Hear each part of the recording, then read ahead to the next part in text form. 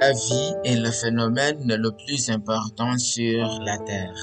La biosphère de millions d'organismes différents est si vaste qu'il n'y a pas un centimètre carré à la surface de la Terre soit stérile.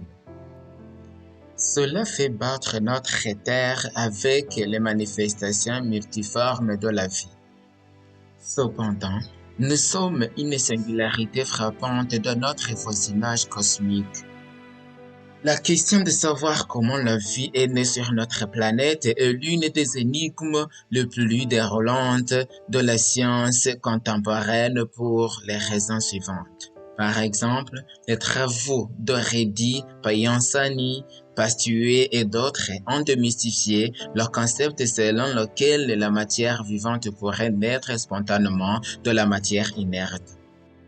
Deuxièmement, l'immense isolement de notre système scolaire par rapport aux autres corps célestes rend le concept de vie importée d'autres parties de l'univers plus que crédible. Troisièmement, les expériences qui ont tenté de générer de la vie à partir de matière inerte au cours de 50 dernières années ont été totalement infructueuses. En fait, il ne semble pas possible qu'ils réussissent un jour. Quatrièmement, les scientifiques ne peuvent pas redonner vie à des organismes morts. Cinquièmement, l'analyse de l'essence de la vie révèle qu'elle n'a pu provenir spontanément de n'importe où dans l'univers.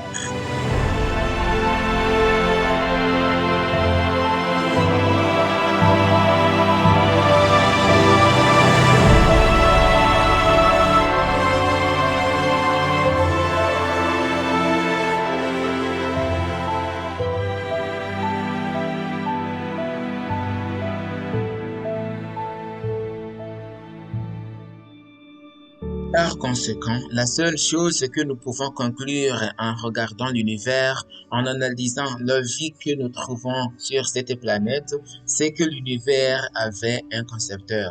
J'aimerais que nous allions à la parole de Dieu afin que nous puissions trouver des épreuves en faveur de la conception intelligente dans la parole de Dieu et dans la nature qui nous entoure. Hébreux 3 verset 4 dit: chaque maison est construite par quelqu'un, mais celui qui a construit toutes choses, c'est Dieu. C'est vrai. Une maison et une voiture ne peuvent pas se conduire. Tout a besoin d'un architecte ou d'un constructeur. Ceci s'applique également à l'univers. Le monde dans lequel nous vivons a un concepteur et ce concepteur est Dieu. Psaume 8, verset 3 à 4 dit: quand je contemple le ciel, ouvrage de tes mains, la lune et les étoiles que tu as créées, qu'est-ce que l'homme pour que tu te souviens de lui? Et le Fils de l'homme pour que tu prennes garde à lui? C'est impressionnant de pouvoir voir l'univers, de pouvoir lever les yeux sur ces nuits étoilées et de se rendre compte de la main d'un créateur et présentée dans chaque bouton floral qui s'ouvre, dans le sourire d'un bébé, dans la nature, dans l'immense océan, dans les animaux de la campagne, dans les oiseaux qui planent dans les cieux, chacun de nous peut voir le Créateur.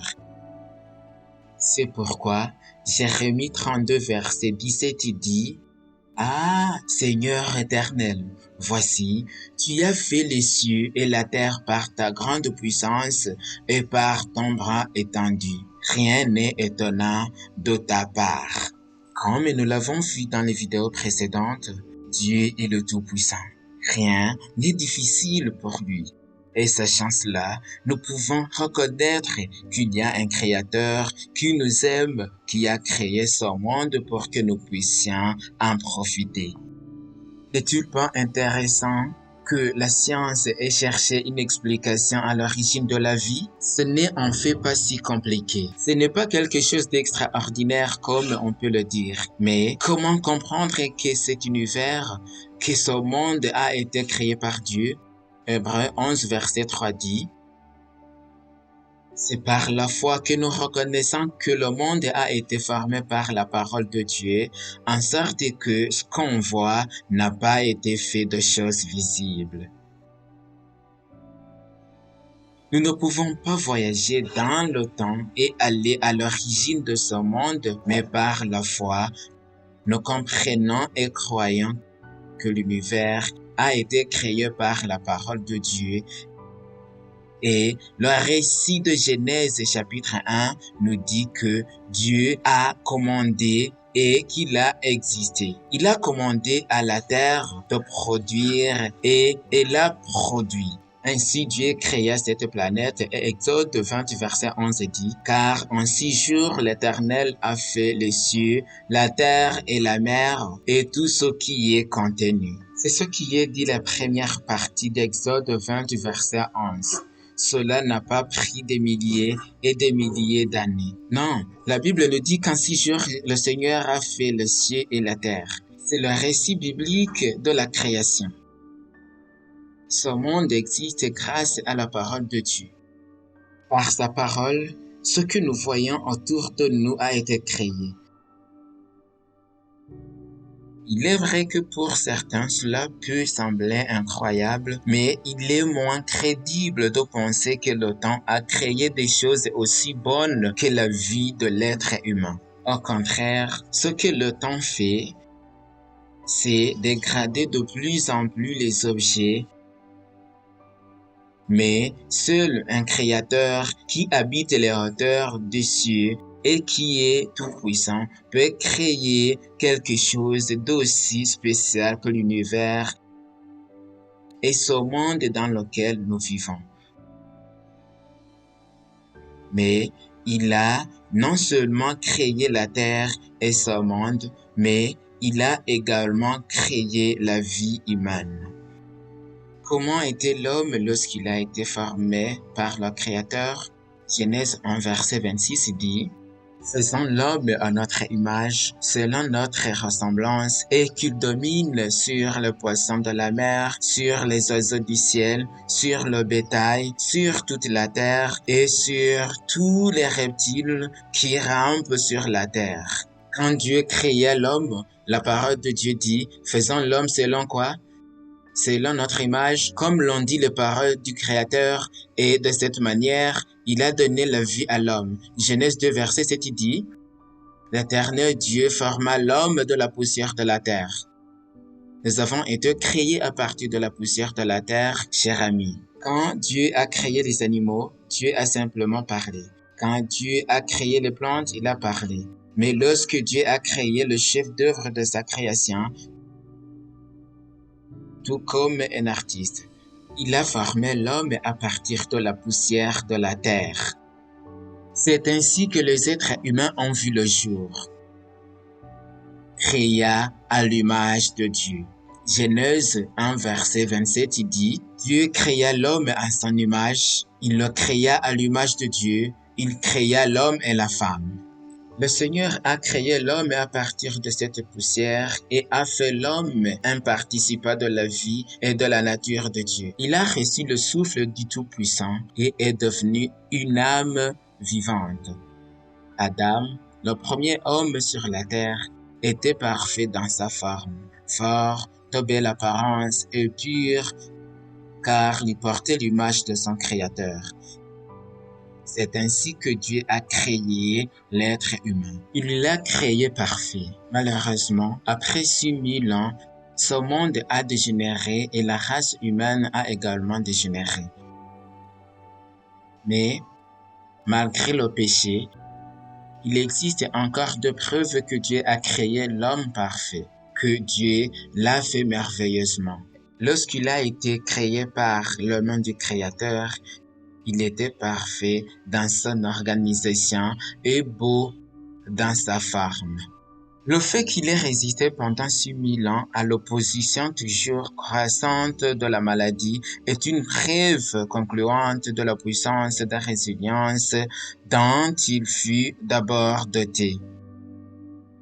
C'est vrai, cher ami, nous pouvons croire. N'est-ce pas une chose si merveilleuse que la façon dont Dieu a créé l'être humain? Comment Dieu a créé l'homme et la femme? Comment Dieu a créé les animaux dans la création? C'est la création parfaite de Dieu qui ne peut être créée que par un être céleste, divin et tout-puissant. Mais regardez ce que la parole de Dieu dit aussi à propos de la création. Tu l'as fait un peu plus bas que les anges. Je lis dans Hébreux 2 verset 8, tu as mis toutes choses sous ses pieds. En effet, en lui soumettant toutes choses, Dieu n'a rien laissé qui ne lui fût soumis. La parole de Dieu dit que Dieu a créé l'homme un peu plus bas que les anges. Comment c'est intéressant?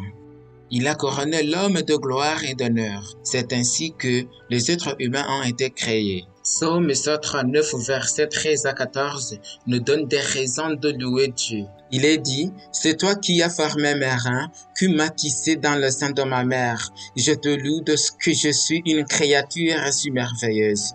Tes œuvres sont admirables et mon âme le connaît bien.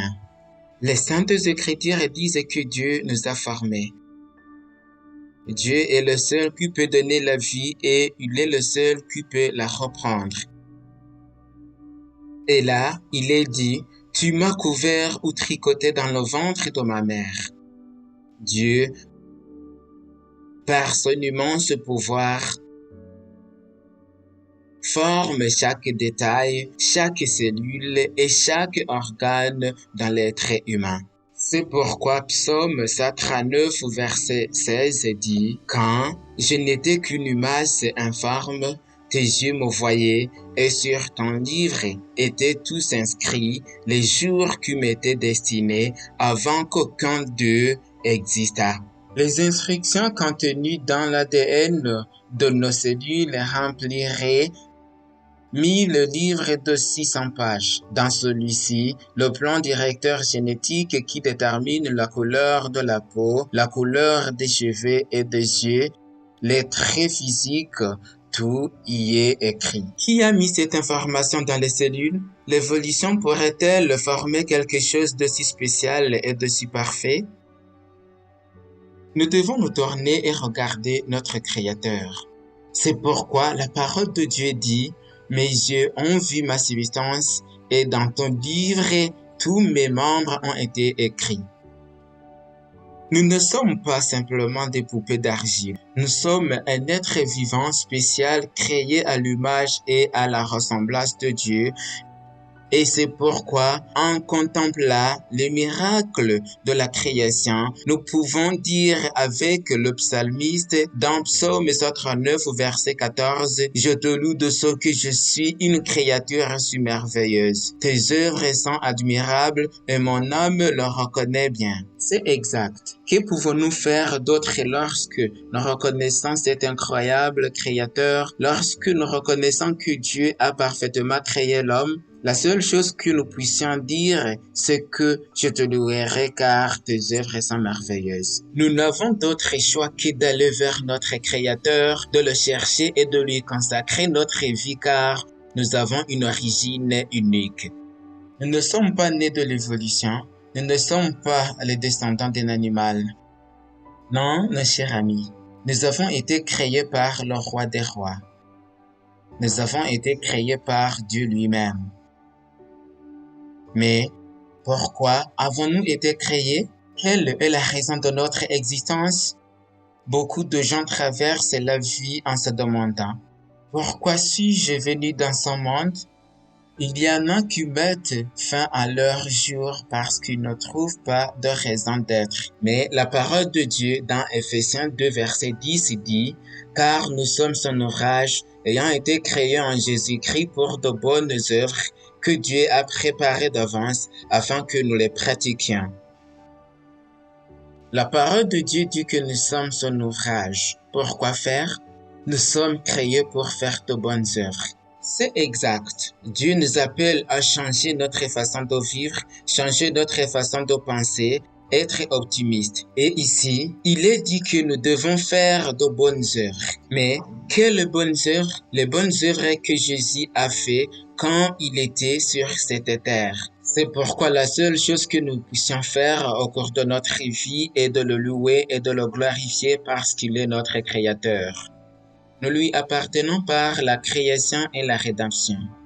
Apocalypse 4, verset 11 dit: Tu es digne, notre Seigneur et notre Dieu, de recevoir la gloire et l'honneur et la puissance, car tu as créé toutes choses et c'est par ta volonté qu'elles existent et qu'elles ont été créées. Nous avons ce merveilleux Créateur et il est le seul qui soit digne de louange, d'honneur et de gloire. Mais comment honorer au mieux notre Créateur? Avec notre vie, avec notre style de vie. Mais en suivant les vidéos, nous découvrirons comment vous et moi pouvons honorer ce Créateur qui a fait les cieux et la terre et vous a formé dans le ventre de votre mère. Que le Seigneur vous bénisse. On se reverra dans la prochaine vidéo.